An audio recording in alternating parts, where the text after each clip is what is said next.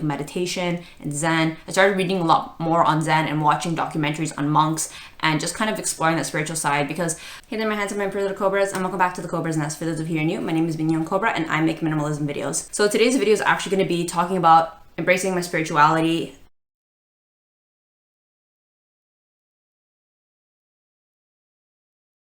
7 tips or points that I want to discuss because this is something that's like really near and dear to my heart because I've actually had a lot of subscribers in the past been like, how did you become spiritually transcended? And honestly, back then I didn't feel like I was spiritually transcended, but in recent months I've actually been going a lot spiritual awakenings and a lot more like refinement in my spiritual self that I thought I would share with you guys because I think that the spiritual world is a beautiful place, you know, so why not share that with others who might be on a similar journey? So yeah, without further ado, let's just get into the video. Let's get it, let's go. Woo.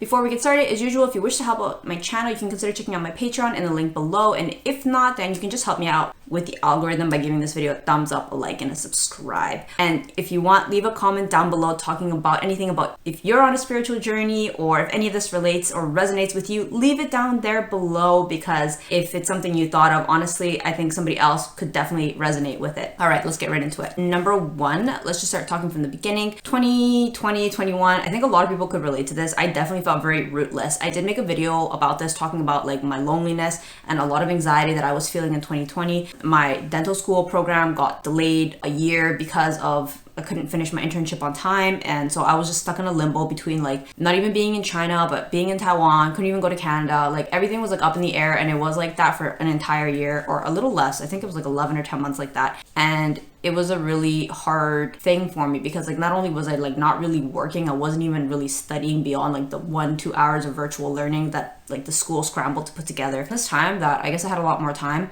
1, I kept myself busy with my YouTube channel, so that's primarily why my YouTube channel grew so much. No, I think I grew like 800 subscribers. I actually started off with like 300. I had nothing else to do, so I was doing that. And the other thing that I worked on was shadow work, although I didn't know that that's what it was called at the time, but I did a lot of like self-reflection and kind of like mental declutters because I took with me everything in a luggage. There was nothing for me to be decluttering with. I really had to examine a lot of like beliefs and thought processes and paradigms that I had been carrying with me for a really long time. So that went on for 2020, and then in 2021 I came back to Canada, and I guess who I thought I was and who I thought people were when I came back to Canada and I interacted with people, I was like, it kind of came to the surface that I had actually changed a lot in the 5 years that I was in China. Like I had done a lot of like self-work and improvement in myself. So I could no longer relate to certain people or relate to people in the same ways that we had in the past. We had a lot of like headbutting, like even me and my mom, it wasn't always the smoothest of times. Like I've made videos on like how to get along with people because I found myself struggling because I felt like I had just changed so much internally. The third thing that I want to say is that like I found peace in myself and I found peace in my body and my soul. If you guys have been watching me for a period of time, you guys might have known that in 2019 I actually started my recovery. I used to have an eating disorder. I'm sorry, I'm gonna put a warning here. Yes, I had an eating disorder. I suffered from anorexia. I was severely underweight. I was like 100 pounds flat. It was pretty bad, and I lost my period. My hair was falling out. I was growing hair all over my face and like fur all over my body. And I guess like in the depths of my condition, you know, I don't want to say disease because I don't want to belittle the condition, but I felt a lot of self-hate against my body. I wanted my body to, and at the time I didn't see it like self-hate. I really truly did think I was loving myself by working out all the time, starving all the time, intermittent fasting, doing OMAD, food restrictions, all of that. I really did think that that was a form of love because I thought I was trying to be my best body because that's what society said is the best body, right? I deserve the best body, so I should work hard for it. But I went on for, I think my eating disorder started in grade 10 and continued on until like 2019 when I finally had enough. I was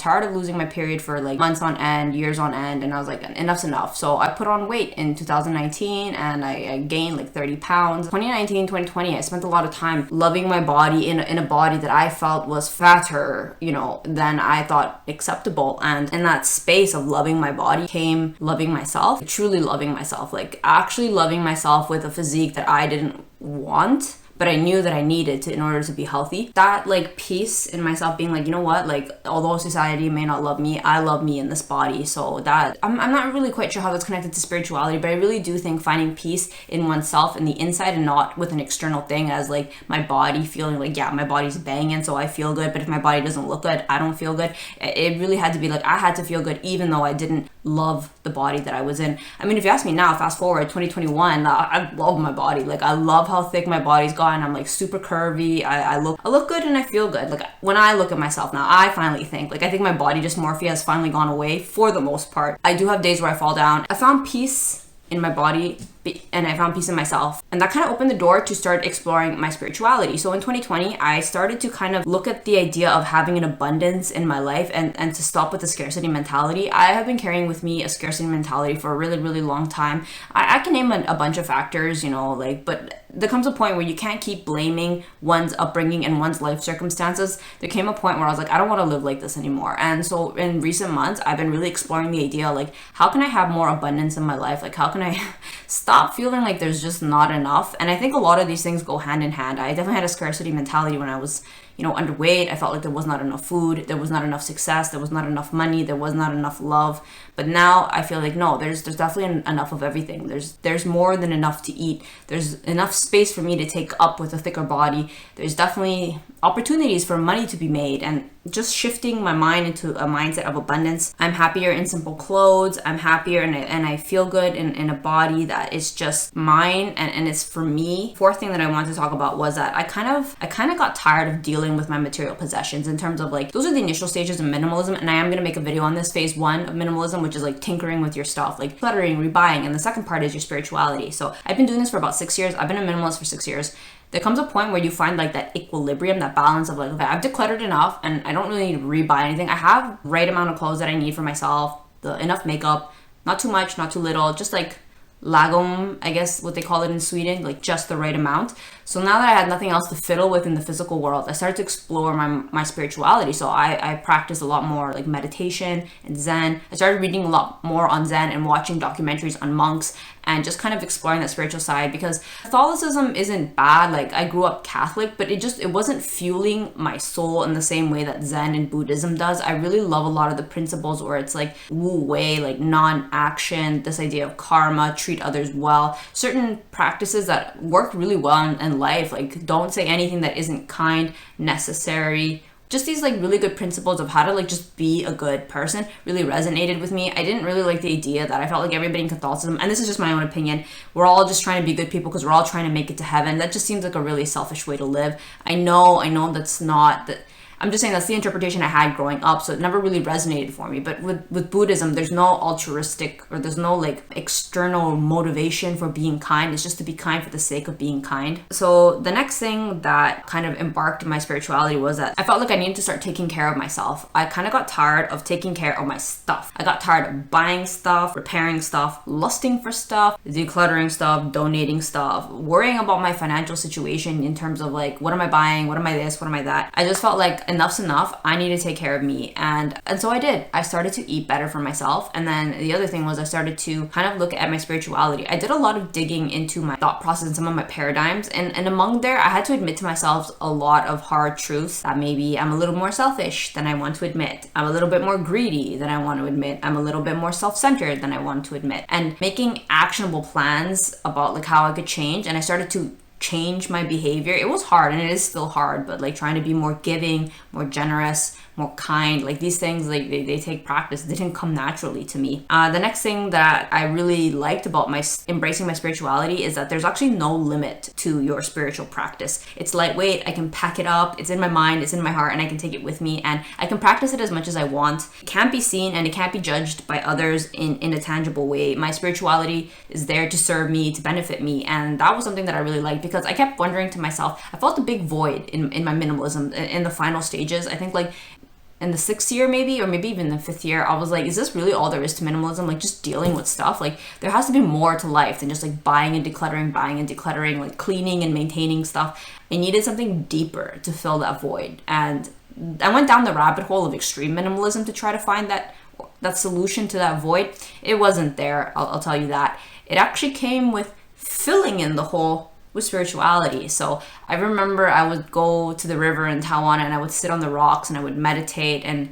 I have some footages of me filming the river, and I would just look at the sky and look at the cranes, and just felt like that deep peace inside of me, that I was like living in the moment. I wasn't plagued by my past, and I wasn't fearful of the uncertainty of the future. Listening to Alan Watts's videos helped me a lot too, with like a lot of societal expectations and functions that I guess sometimes you're not really conscious of. You don't sometimes realize you're just like a cog in a wheel, and detaching yourself from that and figuring out who you are as an individual, and that your ego is just a mask, and who you want to be is anything that you want to be. And it's very beautiful, and that has filled me and satisfied me in ways that like decluttering couldn't. And the 7th point is I just didn't want to be mentally carrying around objects anymore, and I didn't want to be mentally carrying around emotional baggage. I had to put those two things down. It was really easy putting down the physical baggage, like my stuff, declutter it, donate it, sell it. That's not like super hard, but the emotional baggage was really difficult. Letting go of some of the paradigms of like, I'm ugly, I'm unsuccessful, I'm not likable, I'm not pretty, I'm not this, I'm not that. Those type of paradigms, that took some reworking,